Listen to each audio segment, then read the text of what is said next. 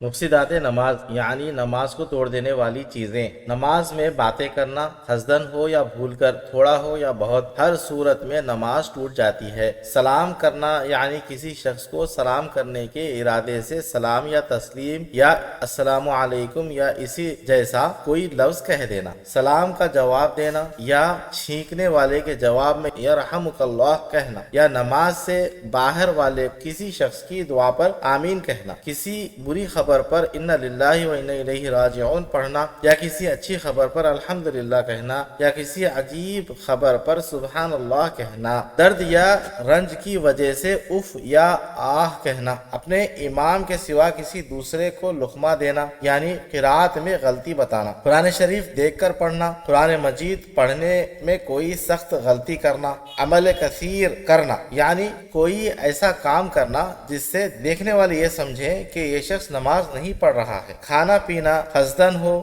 یا بھولے سے، 2 صفوں کی مقدار کے برابر چلنا، قبلے کی طرف سے بلا عذر سینے کو پھیر لینا، ناپاک جگہ پر سجدہ کرنا، سطر کھل جانے کی حالت میں 1 رکن کی مقدار ٹھہرنا، دعا میں ایسی چیز مانگنا جو آدمیوں سے مانگی جاتی ہے، درد یا مصیبت کی وجہ سے اس طرح رونا کہ آواز میں حروف ظاہر ہو جائیں، بالغ آدمی کا نماز میں قہقہ مار کر یا آواز سے ہنسنا، امام سے آگے بڑھ جانا وغیرہ۔